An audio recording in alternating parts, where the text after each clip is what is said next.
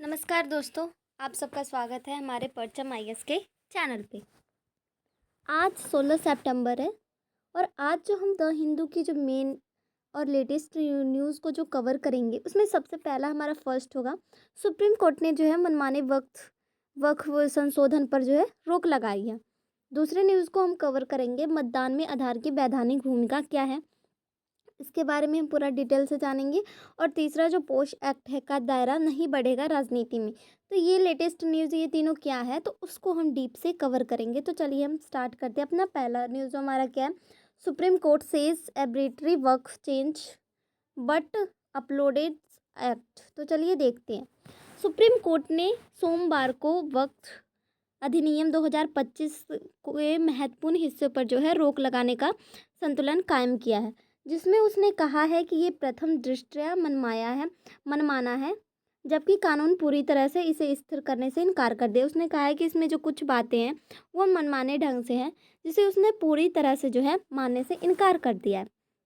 तो चलिए थोड़ा सा इसके ऊपर डिटेल डालते हैं। तो वक्फ बोर्ड होता क्या है, पहले उसे हम देखते हैं।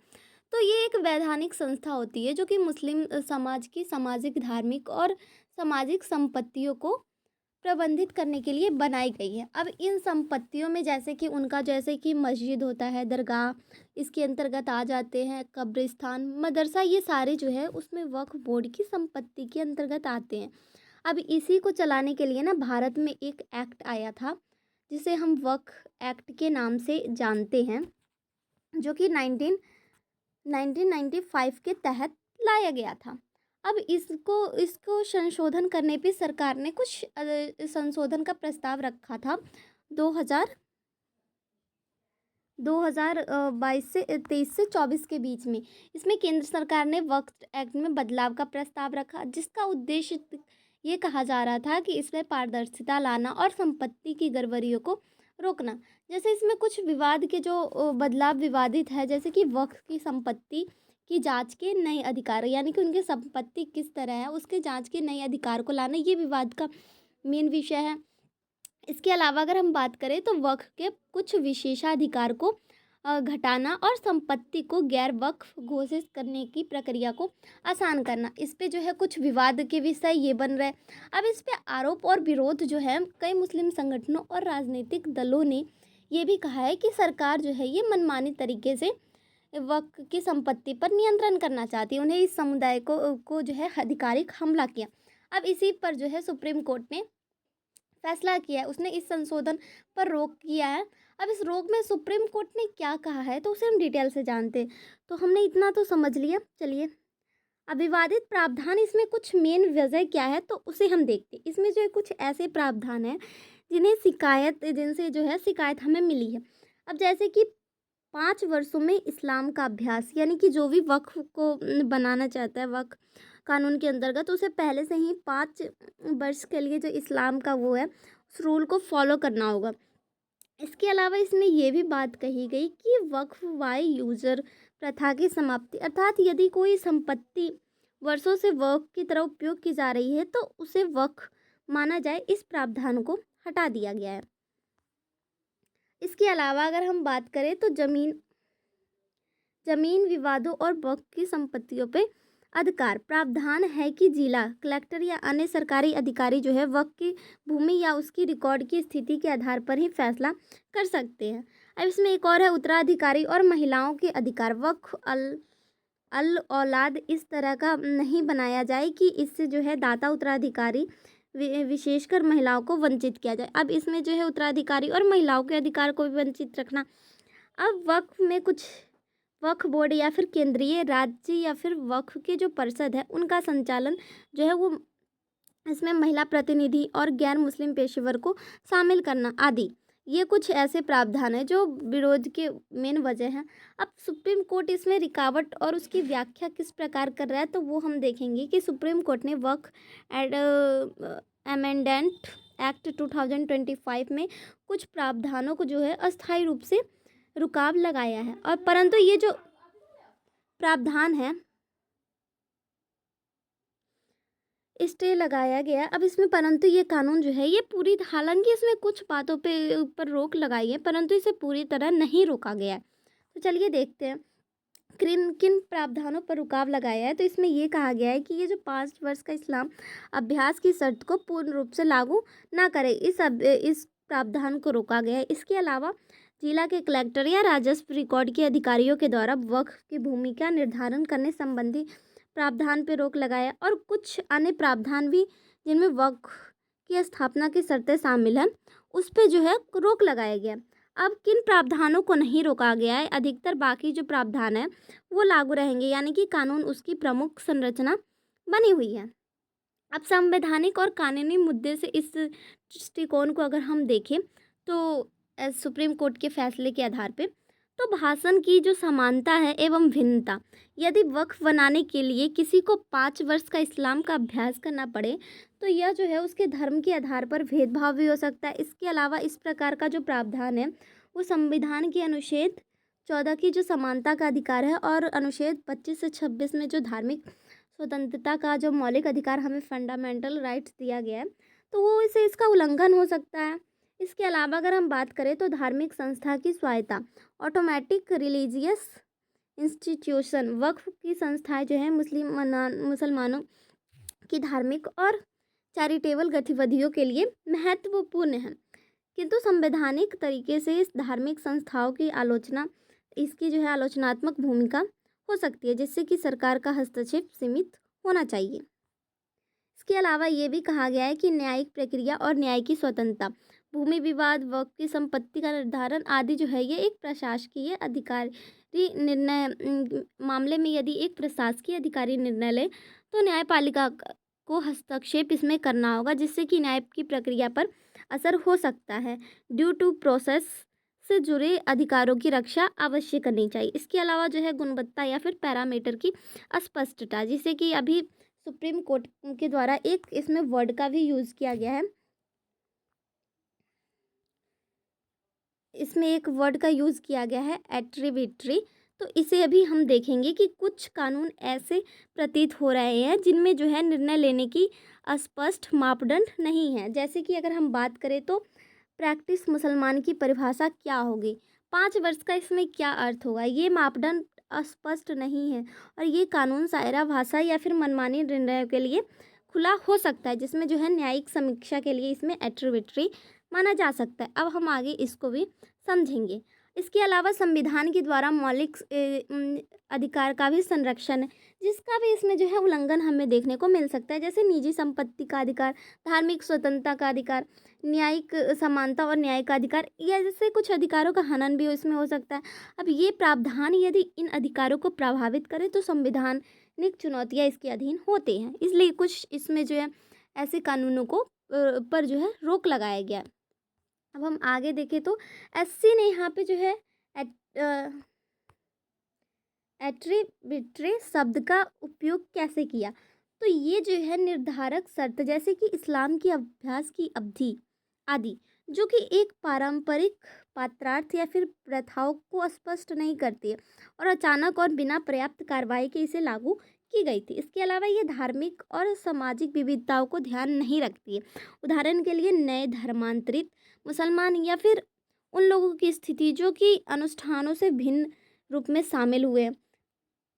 अब इसके अलावा ये भी कहा गया इसमें कि यदि कानून में प्रैक्टिस ऑफ मुसलमान की व्याख्या, नियंत्रण और व्यवस्था की परीक्षण की व्यवस्था नहीं है तो वो मनमानी भी बन सकती है।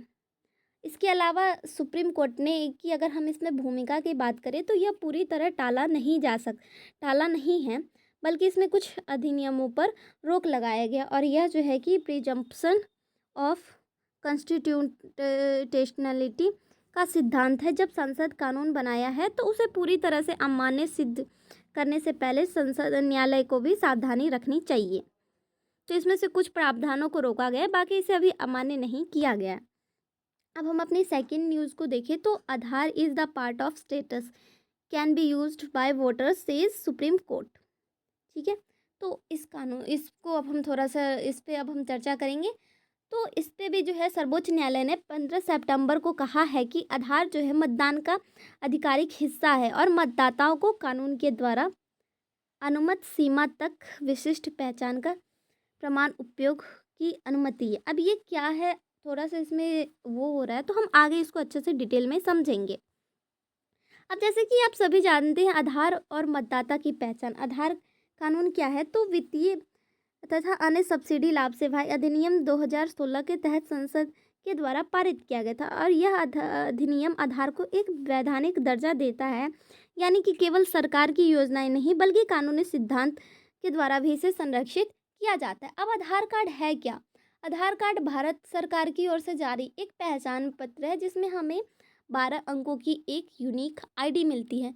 इसे जो है unique identification authority of India के द्वारा जो है इसे बनाई जाती है। अब इसकी शुरुआत जो है, जो 2009 से 10 में की गई थी, यह केवल एक पहचान और लाभ के साधन था। लेकिन अभी के समय में है, इसे जो है बैंक के साथ, मोबाइल और सारी चीज़ों में इसे जोड़ा गया है। अब इसमें विवाद का जो मेन विषय है, वो है प्राइवेसी का मुद्दा। कुछ लोग को डर था कि सरकार आधार के जरिए उनकी निजी जानकारी का दुरुपयोग कर सकती है। उसके अलावा जो बाध्यता है वो कंपल्सरी, सरकार ने कई योजनाओं और सेवाओं में आधार को जो है अनिवार्य करना शुरू कर दिया है। अब सवाल ये उठा कि क्या नागरिक की मूलभूत सेवाएं इससे जुड़ी हुई है, जैसे कि केवल आधार से ही जुड़ी हुई है? ये इसके मुद्दे का मेन बहस का विषय बन गया। अब जिस पे जो है सुप्रीम कोर्ट ने कई बार आधिकारिक फैसले भी लिए गए हैं। अब ये मामला जो उठता है हमारा, वो पुट्टू स्वामी बनाम जो भारत सरकार 2018 में भी इस पर जो है ऐतिहासिक फैसला लिया गया था, जैसे कि 5 जजों की संवैधानिक पीठ के आधार पे। तो चलिए अब हम उसको देखेंगे। अब आधार और कानून और चुनाव के कानून का संबंध क्या है?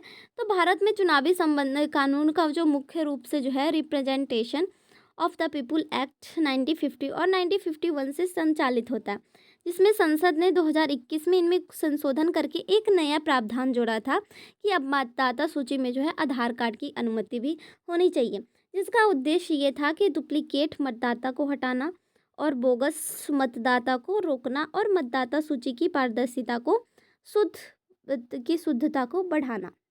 इसके अलावा अगर हम बात करें तो आधार का मतदान प्रक्रिया में क्या उपयोग होता है? तो मतदाता के पास कई प्रकार की पहचान पत्र होते हैं, जैसे कि EPIC ID, voter ID, passport, pan card, ये सारी चीज़ें उनके पास होती है।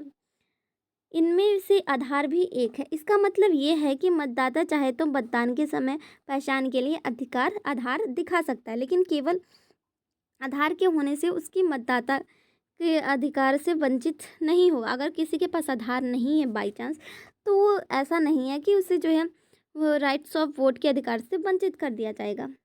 अब चुनाव आयोग और आधार का क्या कनेक्शन है? तो चुनाव आयोग ने मतदाता सूची की शुद्धता के लिए आधार को जोड़ने की पहल की थी, जिसका उद्देश्य था डुप्लीकेट वोटर को हटाना।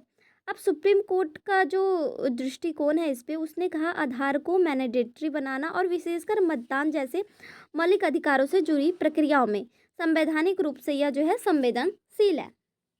अब ये जो केस जो है हमें पुट्टू स्वामी के देखने को मिल रहा था, तो उसमें उसके बाद जो सुप्रीम कोर्ट ने ये फैसला लिया कि आधार वैध है। आधार कार्ड एक संवैधानिक एवं संवैधानिक है, यानी कि सरकार इसे पहचान पत्र और कल्याणकारी योजनाओं में भी इसे इस्तेमाल कर सकती है, और ये जो है निजाता का हनन नहीं करता है। अब इसकी जो कानूनी स्थिति को अगर हम देखें तो सरकार ने इसे स्पष्ट किया है कि यह स्वैच्छिक है, अनिवार्य नहीं है। आधार एक जो है, इससे हमें ये पता चलता है कि यह जो है एक स्टेटरी आईडी है, जो कि कानून के द्वारा मान्यता प्राप्त है, और चुनाव आयोग ने भी इसकी शुद्धता का आधार के लिए उपयोग कर सकता है। लेकिन आधार अनिवार्य पहचान पत्र नहीं है, वह मतदाता के लिए एक अन्य वैध दस्तावेज भी है। अब हम चलिए अपनी थर्ड न्यूज़ को देखते हैं कि Supreme Court dismiss plea of include women political workers under POCSO act से it will open the pardon box. चलिए अब देखते हैं ये न्यूज़ है क्या। राजनीतिक में जैसा कि हम सब जानते हैं कि बड़ी संख्या में महिलाएं इस समय सक्रिय रूप से काम करते, चाहे वो पार्टी के सदस्य हो या फिर कार्यकर्ता या फिर चुनाव के प्रचार प्रसार में हिस्से की बात हो। लेकिन इन दलों के अंदर यौन उत्पीड़न या फिर अनुचित व्यवहार जैसी शिकायतों का सामना भी महिलाओं के पास कई बार आती है, और महिलाओं के पास कोई कानूनी सुरक्षा तंत्र इन पॉलिटी में मौजूद नहीं है। अब ये जो पॉक्स एक्ट है वो 2013 के में जो है केवल कार्यस्थल पर ही लागू होता है, जैसे कि दफ्तर, स्कूल, कंपनियां, संस्था आदि। लेकिन राजनीतिक दल में जो है इसे जो है कार्यस्थल की परिभाषा में शामिल नहीं किया गया। नतीजा यह हुआ है कि यदि किसी महिला के साथ किसी कार्यकर्ता या फिर पार्टी के जो ऑफिस या फिर गतिविधियों में ऐसी कोई कंडीशन होती है, उत्पीड़न को झेलना वगैरह, तो यह पॉक्स एक्ट का लाभ जो है वो नहीं उठा सकती हैं। अब इस कमी को दूर करने के लिए याचिकाकर्ता ने सुप्रीम कोर्ट से अपील की थी कि राजनीतिक दलों में भी पॉक्स एक्ट को जो है के अंतर्गत कार्यस्थल में माना जाना चाहिए। इसके अलावा हर राजनीतिक दल में जो है इंटरनल कंप्लेंट्स कमेटी बनाई जाए, और जिससे कि है महिला कार्यकर्ता सुरक्षित माहौल एवं न्याय की गारंटी मिल सके। किंतु सुप्रीम कोर्ट ने इसे जो है राजनीति तक इसका दायरा नहीं बढ़ाया, तो हम इसे जानेंगे। Pox act 2023 sexual harassment of women act work place act है, जिसमें कर्मचारी स्थल पर यौन से उत्पीड़न के लिए सुरक्षा देने के लिए ये बनाया गया था। अब याचिका में प्रमुख दल के प्रतिवादी बनाए गए, जैसे कि बीजेपी, कांग्रेस, बीएसपी, सीपीआई, आप आदि। सुप्रीम कोर्ट का निर्णय एवं तर्क की अगर हम बात करें तो सुप्रीम कोर्ट ने याचिका को अस्वीकार कर दिया है। यह कहना है कि यह मामला प्रदेश की नीति और संसदीय उत्तरदायित्व का है, न्यायपालिका के द्वारा इसे तय नहीं किया जा सकता। यह भी कहा है कि पोस्ट एक्ट जो है वर्क प्लेस या फिर एम्प्लॉय आदि की परिभाषा है, यानी कि अभी जिन संस्थाओं या फिर परिस्थितियों के लिए निर्धारित है, राजनीतिक दल को उन श्रेणियों में फिलहाल शामिल नहीं किया गया है। न्यायालय ने यह भी चिंता जताई है कि यदि राजनीतिक दलों में इस दायरा लाने लगे तो इससे जो है पार्डन बॉक्स खुल सकता है, यानी कि कोई अप्रत्याशित नकारात्मक परिणाम भी आ सकते हैं अगर इसकी सीमाएं सुनिश्चित ना हो। इसके अलावा सुप्रीम कोर्ट ने यह भी सुझाव दिया है कि याचिकाकर्ता को पहले इलेक्शन कमीशन ऑफ इंडिया के पास जाए और इस विषय पर रिप्रेजेंटेशन दे। यदि ईसीआई कुछ नीति या दिशा निर्देश बनाए तब इस पर कार्रवाई की जा सकती है। अब संवैधानिक दृष्टि से देखें तो याचिका में कहा गया है कि महिलाओं के लिए राजनीतिक दलों में पीड़न का अनुभव आम है, क्योंकि लेकिन राजनीतिक दलों में पोस्ट एक्ट के लिए अंतर्गत इसे नहीं रखा जा सकता। उनके शिकायत का निवारण का कोई निश्चित तंत्र नहीं है। याचिका ने यह तर्क दिया है कि पोस्ट एक्ट का जो मूल उद्देश्य होता है वो समानता, गरिमा एवं सुरक्षा के अनुरूप है। महिलाओं को राजनीतिक में भी सुरक्षा मिलनी चाहिए। दूसरी ओर न्यायालय ने यह देखा कि कार्यस्थल की परिभाषा कानून में एक कानूनी सीमा नहीं है, जिसे न्यायालय बदल सकता है बिना संसद या विधानमंडल के हस्तक्षेप में। तो इसी के साथ हमारे ये जो सारे टॉपिक कवर होते हैं। तो थैंक यू।